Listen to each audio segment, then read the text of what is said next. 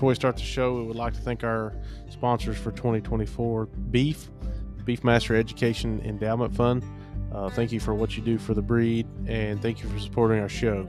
SEBA, the Southeastern Beefmaster Breeders Association. Don't miss their convention and sale every August. Thank you for supporting the show.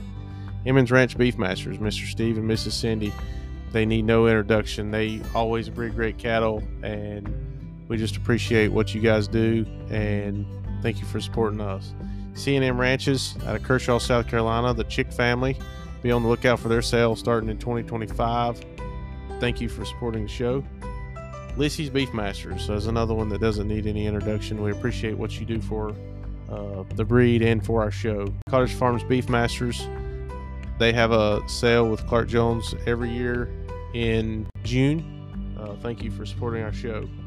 Sea Shepherd Beefmasters, thank you for supporting the show out there in Texas. And Jones Beefmasters, last but certainly not least, sell every June. They sell throughout the year. Mr. Clark, thank you for what you do for the breed every day, and thank you for what you do for our show. JCS Beefmasters, Jared and Kelly Strickland out of Savannah, Tennessee, always raising great stock. Thank you for what you do for the show, and be on the lookout for their cattle and coming sales this year. Lastly, G&M Cattle Company out of Taylorsville, North Carolina, family owned and operated, will be in multiple sales this year as well. Thank you to all of our sponsors. We couldn't do it without you.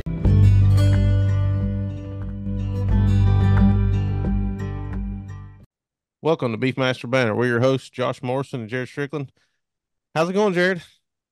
Finally starting to thaw out a little bit. Been a little cold, huh? It is for Tennessee anyway. Yeah, I saw some, there was some crazy weather come across through there. For those that don't know, we're recording this on January 22nd, and I think for the past week, y'all been about miserable over there. Yeah, it's not been no fun. We've had a few days negative degrees and 7 or 8 inches of snow, so that's not typical for where we're at. I ain't seen 8 inches of snow in probably the last 10 years. I'll bet not. Well, we're gonna go ahead and bring our guest Ty Agee in here because I know he's had it rough too. I think this week, huh? It has been incredibly trying. I can't ever remember a time in the cattle business that I've ever had a rougher week. It's been very cold. We had extremely rough go of it right there in the middle of the week. It got into negative temperatures, and then it stayed below freezing. Probably Sunday all the way to yesterday. Got up to about 34 yesterday. Today it got up in the 40s, but froze water over. Kids, of course, have been out of school for about 10 days. We've, had some calves coming. Lost one calf. Just luckily that was all I lost. And but I was telling y'all earlier, I believe I'm out of the January and February calving business. I believe I'll drop back to March. Move that up a little bit. Oh yeah, that 3 years ago with that February, and then this year with the January, I believe I've learned my lesson. It usually takes my nose getting busted to do it, but I believe I've had enough of the January and February calves. So, well, I've always been told education is expensive, and I think that's a good just a good statement there for that. Yes, sir. Yes, sir. We calve mainly a lot in January, February, but thankfully it don't get that cold. I mean, it was 8 degrees here Sunday morning, but that was the coldest I've seen it since I guess last year. But since then, we don't get that cold over here on the eastern side. So, all right, 30's still cold for me. I like it about 80. I'd take some 80 degrees. I'd take some 50 degrees right now. But, I'll bet so. I'll bet so. Well, yes, sir. It's a good time, since it's still cold over there, to talk about something more fun. Bull sale coming up. Cattlemen's Elite Bull Sale, the first annual. Yes, sir.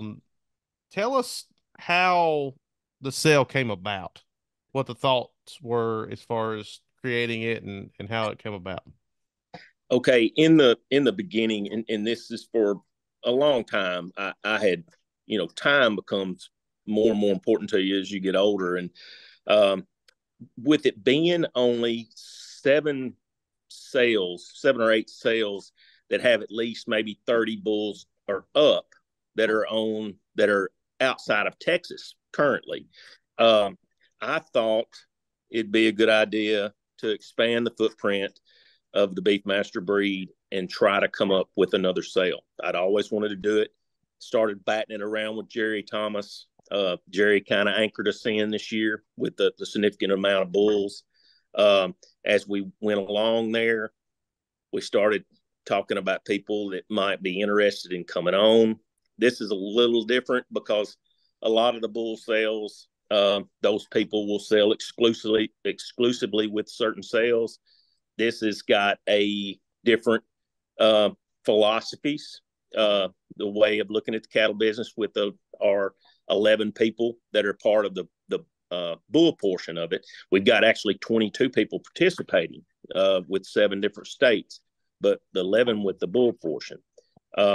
We're and in my mind, if we could come and maybe make this work, give ourselves 3 years, get it rolling, maybe push east and maybe do one in the fall and push further over. Outside of the 2 Florida sales, I'm not sure that there's another sale, the bull sale east of the Mississippi, that outside of those 2 Florida bull sales. And so in my mind, it was a growth thing for the breed. Also, we were lucky enough to get some people that were like-minded that would want to participate. And I feel like we've got a really, really good group of people.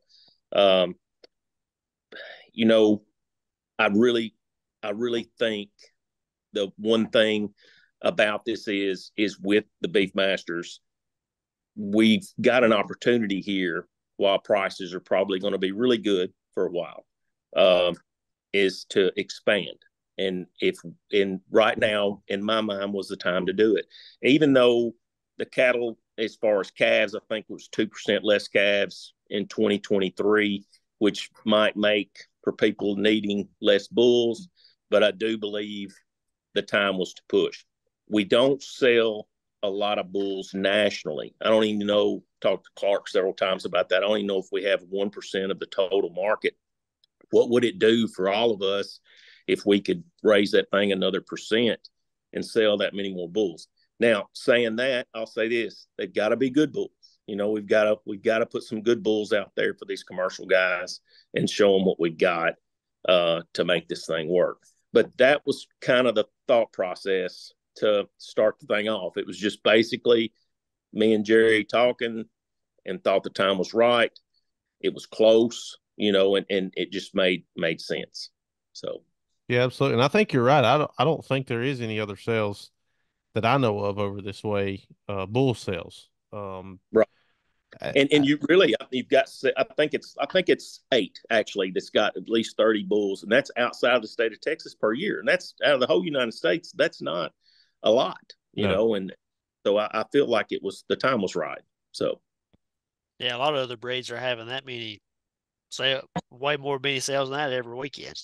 Absolutely, and that's where we're at. So, yeah, I kind of like where you hit the point with the addressable market there. You know, if we could get that to 1% or 2%, who knows? If we got it to 2%, how many more bulls would actually really be selling? Exactly. So, well, and like you said, they've got to be good bulls. I mean, they can't be, you know, you really don't want average bulls. They can't be lower than average bulls. They're going to have to be really good bulls in order to pull these folks away, you know, especially these commercial guys. I mean, you know, obviously we're not talking about your other purebred folks that are, you know, sold out to other breeds, which is fine. But in the commercial market, you've got to, especially over here in North Carolina, South Carolina, places like that. I mean, it's Angus. And right. if you can get the good bulls in front of them, I've got some guys here that they're commercial guys, but we've started showing them some of our better bull calves, and they're kind of wanting to step away from the Angus stuff for a little bit and try something different and get some different females on the ground. And it's just a good way to do it. Well, and that brings up a good point. I mean, the thing of it is which always we can hang our hat on is the maternal end, you know, and that's the thing you show these guys, the commercial guys.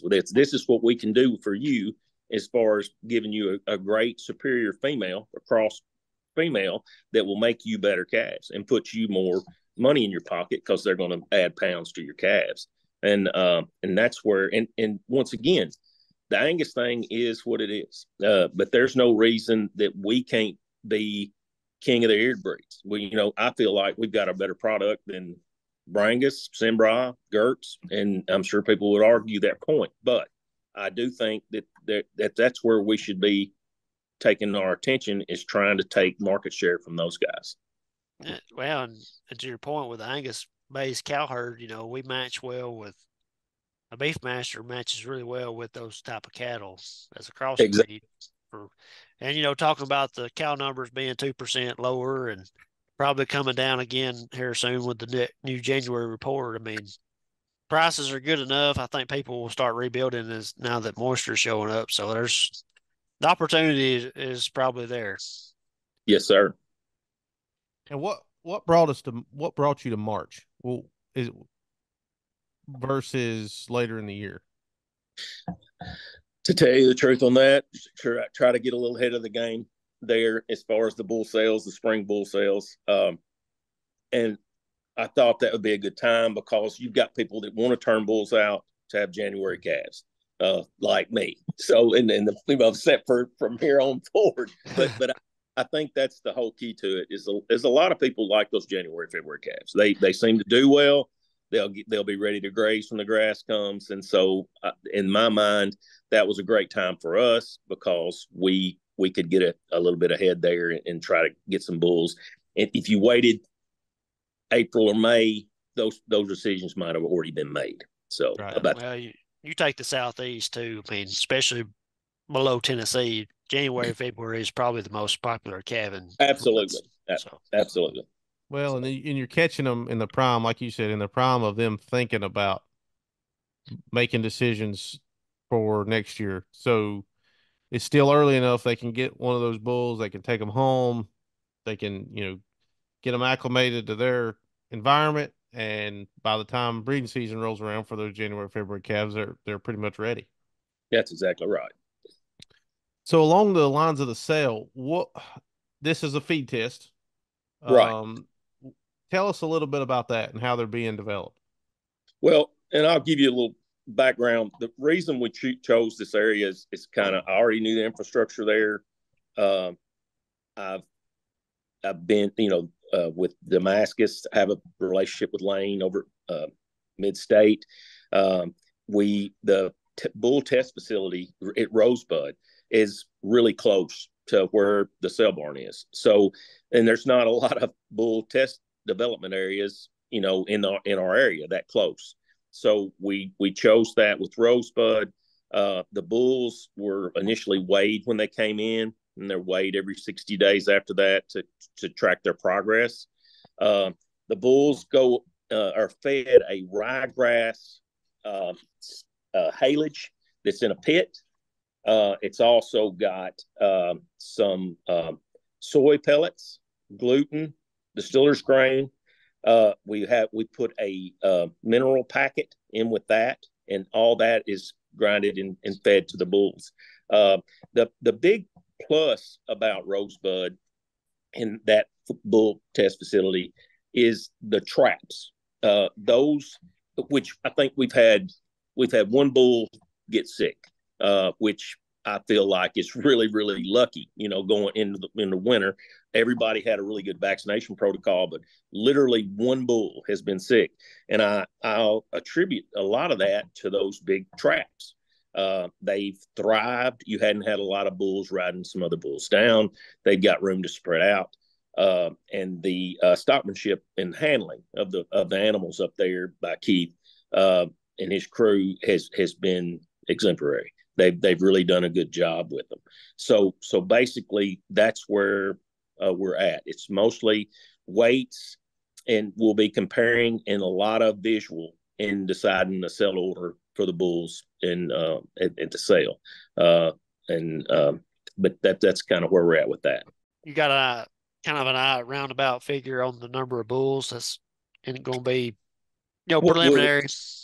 Yes, sir. I feel like we'll end up at 30, Jared, and then we'll have 30 bulls 20 purebred females and 15 Beefmaster influenced females. Now the females are not on feed test, correct? That's correct. That's correct. That brings us up a good point. I know I had talked to y'all about that, and I had actually talked to Keith about incorporating doing the heifers the same way and setting them up to do a heifer feed test as well. I think it would be critical to do the heifers. We would need to match them up and get them as close as we possibly could in age and as far as size and uniformity. I think it would be a bonus to us. I don't think there's anything wrong with people bringing heifers from the house, but I do, by looking at some of the other sales, it seems like they have a lot of success with matching those heifers up, getting them in a program together, and pushing them through and then selling them at their sales. That's something we'll be looking at in the future. Well, I like the way you can typically on the heifer side of things too. You can, it's something that is not done as much with bulls, but if you got a heifer kind of test, you can kind of compare and a little better, I guess, than just randomly showing up at the sale, Well, right. To me, it should, it tells you just how good you're not getting barn blind, as we've said in the past. You're actually comparing yourself against however many more consigners there are with their genetics and their programs. Exactly. I guess kind of looking forward, what are some things you think that might make this Cattleman's Elite sale different from maybe other sales? I think that with some sales, I feel like accessibility is, people are a little apprehensive about going to the consigners and interacting. And I feel like we've got a really, really good core group of people. There's not a lot of egos there. And I think that we would go above and beyond to try to help our customers find what they need. And saying that, I'll say this. I feel like every one of us, if we can't get that done, we'll help them, especially the new breeders. We'll help them get whatever direction they need to do to help them get better in their program. So I feel like our people that are involved are our strong suit. And because I really have a lot of faith in everybody involved. I also feel like that we're going to be able to give some.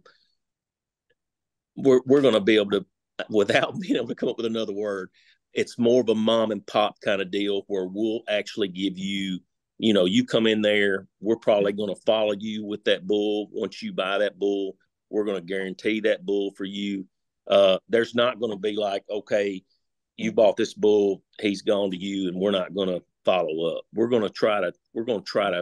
We want you to come back and buy again. We're not, fleece and release guys. We're going to try to get you to be a customer from here on out. And I do think that's probably our strongest suit right now is just our group of people. They're exemplary group of people, and they're all, I'm proud to be involved with this thing.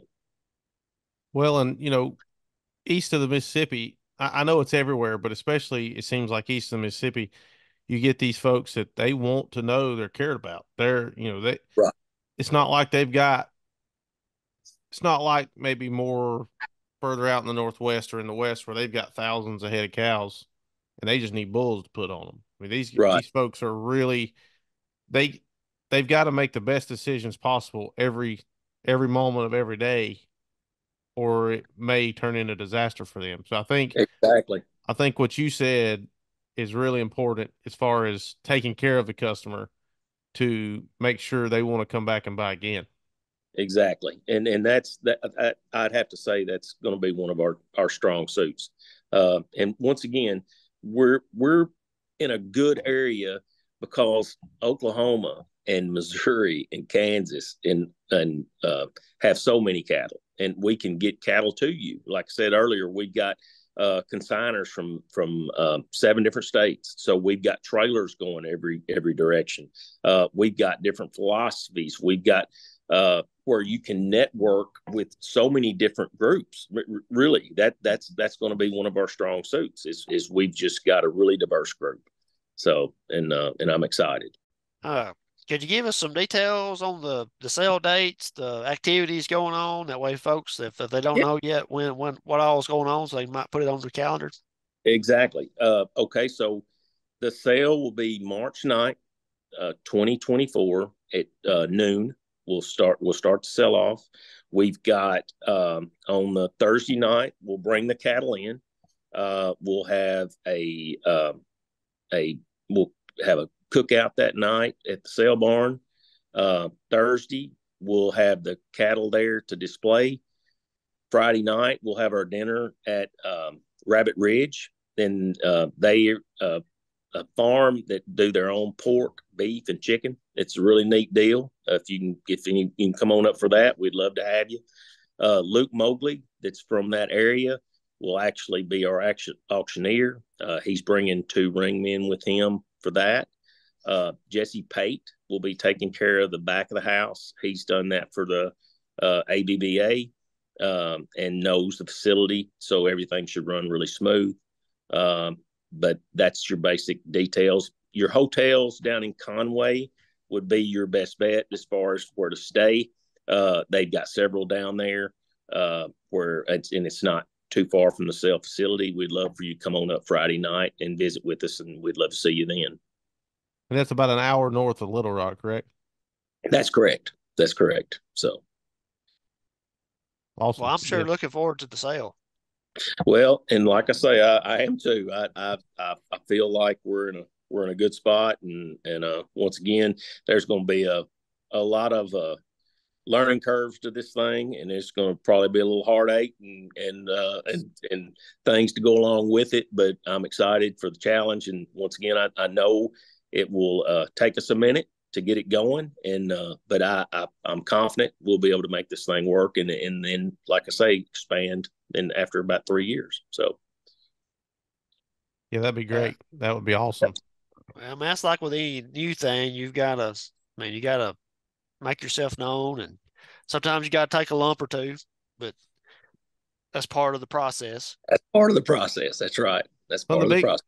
The biggest thing is you've just got to stay with it, and I mean that's with anything in life, right? I mean, you chances are anything you've ever done the first time probably didn't work out the best. Exactly. But the second, third, fourth time, you're like, okay, I think I got a handle on this now. Right. That's exactly right. So, well, I just want to commend you for doing a job. If you don't know, me and Josh are a part of the group too. So we're hoping to sell a few bulls, some heifers there. And so your Beefmaster banner crew will be there. Yeah, we'll be there. We'll probably have to do a live session or something. That'd be all right. That'd be good. We ought to do that. That'd be all right. That'd be fun. But you've done a really good job, leading the group, and I'm impressed and excited to see what we come up with. That's right. Let's like I say, we've got a long way to go before we get there. But hopefully it won't be with we won't have a lot of hiccups. So we got Brad also on with us. He'll take care of all the paperwork and helps us with the catalog. Also, as far as dealing with the money, he is. I can't brag on him enough. I've dealt with Brad several times, and he is he's great to have on your team. So I'd like to throw him in too. Awesome. And then, you've got your sale consultants. There's going to be plenty of people there helping us out, taking bids, calling folks about the bulls and the heifers. I think we're going to be just fine. Good deal. Going, kind of getting down to the last couple questions of the night gets probably a little more personable, but what's something you would tell people in doing this sale for the first time would be some important points for people that maybe have never sold cattle before, and they're just kind of getting to that point, getting over that hump of where they can start selling cattle? Well, that's a tricky question, because what you get is you've got different ways of looking at that. Now, in my opinion, if you're going to sell in consignment sales, production sales, these special sales like this, you have to realize that all of a sudden you've changed gears. I'm fully aware that we want a cow to do what a cow does, and we want her out in the pasture working, and it's important for her to raise that heavy calf. But we also have got to realize that if you're going to take a cow to a sale, you're going to have to feed that cow, and regardless if we like it or not, fat sales. The way that cow looks and is presented at that sale is the way those people perceive your program. And so if you're gonna play in this in registered cattle are not cheap. So if you're gonna do it, you should know you're gonna have to spend some money to feed that cow. You're gonna have to clip her, and you're gonna have to do the extras with her or the bull to get the maximum dollars. And I, like I say, I know a lot of people don't agree with that. I know a lot do, but I do think as time has gone along, and I can tell you the first time when I switched over from commercial to registered in 97, I can just remember being just heartbroken on several years there because I would take an animal up there. I can remember one of the first ones I ever took was at Fayetteville, and it was a Cherokee Phantom daughter, and I hadn't fed her, and she's skinny, and she looked like something you'd run out of the sale barn. If I would have fed her, she would have been a knockout. And I can remember Larry Buster coming up to me and saying something bad about my calf. But I mean, and you got to know Larry. But I mean, he was, but that was that was him. But I mean, I'll never forget that. But and that kind of stuck with me as I and I remembered that. But it took me a minute to figure that out. And you've got to feel like a lot of that ties in to how come we lose so many members every year. I think probably they look at what's going on. They look at other people, what they're selling their cattle for. Maybe nobody has really taken them on or paid attention to them, and they just kind of get lost in the shuffle, and they bring a few cows, they don't sell well, and they get out, and I feel like that's kind of on us. If we don't want to lose 500 members a year and have to make up for that. And we've had growth, with BBU and as far as members, but we do lose an extremely high amount of members every year. And I think a lot of that's just mentoring these people. It's just what we should all strive to do, and not, a lot of times, I can say this, that you end up in a situation where, you get gutted, you buy some stuff that's not good and not as good as the commercial stuff you might have sold to get that animal. And you got to remember, all trappers don't wear fur hats, I mean, and that's the thing, I mean, you're in this thing can be a meat grinder sometimes. Well, I think it's interesting what you said, because I agree with you. Fat sells, whether any of us like it or not. I've seen it, and I know all of us have seen it. It sells. A less quality animal will sell better than a very high quality animal, because the less quality animal is fat, the high quality animal is lean. It's just the facts. Yeah. Just the facts of life. It's just the way it is, whether we like it or not.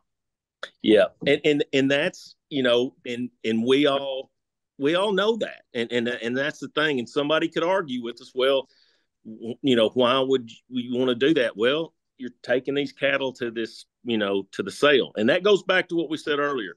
Hopefully we're all on the path to where we're trying to bring better quality animals, and we don't have that so much to be the problem anymore in regards to the lower quality animals. But you're going to have some. But in the end, if you're going to take them to these things, they almost become almost like a show animal. And you're taking it there, you're representing your program, you want it to look the best it possibly can. And I do think that requires feed, and you'll have to get that animal ready for that sale. So, especially talking about commercial cattlemen. I mean, we sometimes probably get blind to the fact, we're all purebred breeders, but there are, these commercial guys that come to these sales, they want to see an animal that's healthy and fat. I mean, that's just what they want. A lot of them do. A lot of them want those animals in good condition because I mean, let's face it. If they got that and their pelvic bones are showing their ribs, I mean, they're just not presented well. That might be the best bull since sliced bread. But if you put him in that situation, I mean, he's not going to sell it. He's not going to sell to the maximum dollars that you could get out of that animal if he's in a better condition. It pays dividends. I mean I've seen it time and time again. It pays dividends to have that animal in a great condition. So And I've probably said on here several times before, but that's kind of our outlook on taking cattle to consignment sales is you're pretty much put them in a beauty pageant and you're trying to catch everybody's eye.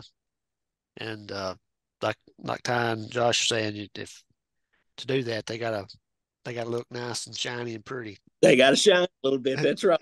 And you gotta have a little fat on them to make them shine. Yeah, that's right. A couple other points to what you said a few minutes ago was you've got to be able to take criticism. Just like you said, he'd come up to you and was talking about your heifer that wasn't fat, wasn't, Yeah. that was skinny. You've gotta be thick skinned. You've got to understand that some folks are just trying to help you. Now, on the other end of that, we've talked about this in the past. There is so much negativity in this world. There is ways to tell somebody, um, give them some constructive criticism other than just completely downing them or their cattle. Just because, and I'll just address the elephant in the room. When we're talking about Facebook, we're talking about social media, we're talking about anything like that. These folks that maybe are posting these pictures at times, and I'm not taking up for either end, but they they may be a new customer, a new person to the beef master world, and they don't know how to get their animals looking that way. They may be brand new to cattle and don't know how to do that.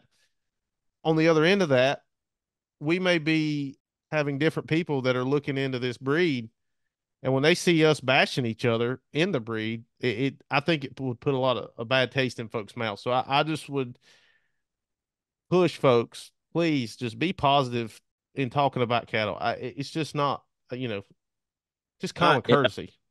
absolutely, and I think that is a big problem we have, and there's really no way to regulate that. You know, we all know to take a good picture of a cow, you'll take 100 of them before you get that one picture you think, and I'm guilty. I'll sit there and just take one, try to get something. But and sometimes it works, sometimes it doesn't.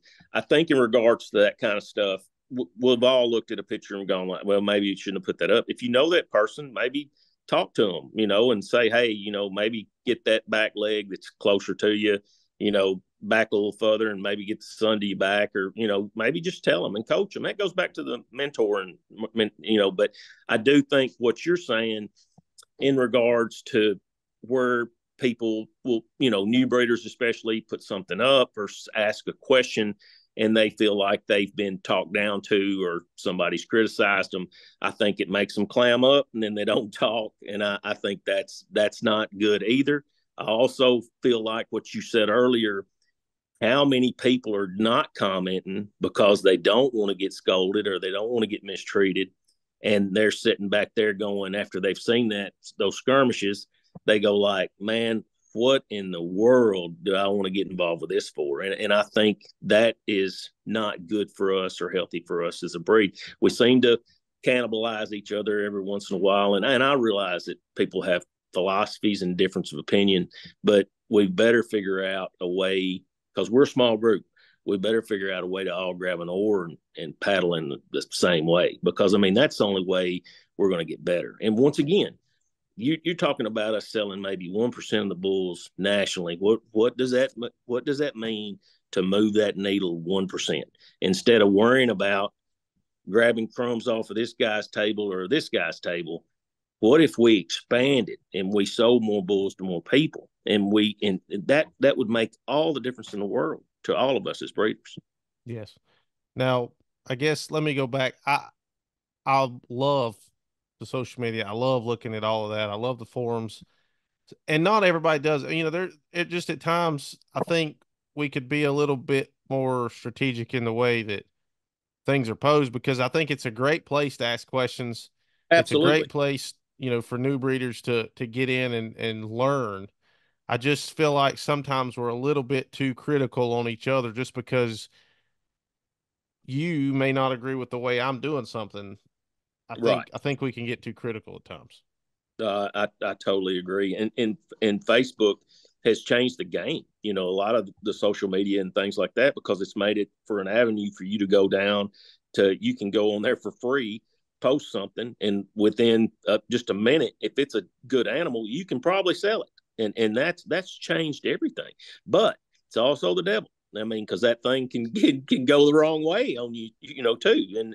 And that's where I think we should all, as members, be accountable for the way we're out here mentoring these new members and these people that are curious about the Beefmaster cattle, and try to lure them in and let them know we're a solid group. We stand together regardless of how we feel about, maybe they like to do it a little different and this group does a little different, but it's okay. I don't think there's anything wrong with listening to the way other groups do their business or the way they raise their cattle. It probably, you can learn a little something out of everybody's group, but I do think that we've got a good product, and I think things regionally are different in our cattle. I do think that it's not a cookie cutter deal with us. I think if you go over here, it's sometimes I even tell people we're almost like 5 breeds inside a breed. If you sit there and just analyze that thing. But I do think if everybody just worried about being better than they were the year before and competing with themselves and trying to get better, then this whole thing gets better for all of us. I agree with that 100%. Yeah. Well, this very last question is going to go kind of hand in hand with the one we just asked, but if you had one specific piece of advice to give a new a person trying to start a new sale, or that's even just in the process of thinking about wanting to start a sale, what is one piece of advice you would give? Get a good group of people that kind of have the same vision you've got. I mean, if you in to because if you don't do that, then I think it makes it not fun. And I actually love the cow business. I absolutely love it. Both of my grandfathers did it. I absolutely love it. And I feel like you've got to get with a group of people that are not necessarily like-minded, but will challenge you to get better and maybe push you to the limits. And all of y'all at one time or another have said something to me which I've been appreciative of. And I think the people that you've got around you is the most critical thing about getting one of those sales started. You've got to have the cattle. You've got to execute. You've got to be able to advertise. You've got to be able to touch these people. But I do believe you've got to put a good core group around you to make the thing work, or it's not going to. If you and that goes back to what we talked about, Josh, just a second ago with Facebook and people on there. If you get people that are positive and are going to push you and challenge you, you're going to get better. And that would be, if I told anybody anything, that would be that. I also feel like, not to be Debbie Downer, but I think where we're at in the cow business, you've almost got to get in with some groups and some like-minded people to make that thing work. The standalone deal is going to be harder and harder and more difficult. It can be done, especially if people's been in it a long time. But I think with the new breeders, we've got to try to grab them, get them involved, get them engaged, and get them started and give them help in making it to retain these breeders. But that would be it. People would be the biggest thing. Yeah, I agree with that. It's you got to have a group of guys that's going, girls, ladies, whatever, just going to have to help you. Yeah. All work together, like you said, grab an oar and work. Row together. I mean, that's good advice right there. Yeah, I like that. Ty, we really appreciate you coming on tonight. Normally we're scrambling to be out of time, but we've got plenty of time now. So, Well, so that's kind of nice. It's a nice change. Yeah, I really enjoy this. Y'all have done a good job with this, and I feel like there was a need here, and y'all have done a good job, and I'm proud of y'all on Beefmaster Banner. It seems like it's people enjoy listening to it, and Beefmasters, we needed this. So, well, we really appreciate it, and thank you. Appreciative of you all listening. Because if you don't listen, there's no point in us doing it. So, we try to, as I've said, I think just in the last episode, we try to give facts, and then we try to add our opinions on top of that. And we're not trying to sway you one way or the other. It's just, it's just our opinion. So take it for what it's worth, and hopefully somebody will get something out of it. that's right. That somebody will. So, but again, thank you, man. We really appreciate it, and we're looking forward to the sale, the Cattleman's Elite Sale, March the 9th at 12 p.m. Pruitt's Mid-State Stockyards, Damascus, Arkansas. yes, sir. We'll be on DV auction, and be sure to come in person if you can make it. If not, we'll have trailers going everywhere. So we'll just again, we appreciate it, and y'all have a good night. We'll see you on the next episode. Thank y'all. Appreciate it, Ty. Bye. Thank y'all. Well, we want to thank everybody for listening to the Beefmaster Banner podcast. Please know that we are on Apple Podcast, Spotify, and we are on YouTube. Just search Beefmaster Banner. Please like, share, comment, and subscribe. We love hearing from you, and we'll see you on the next episode. Thank you.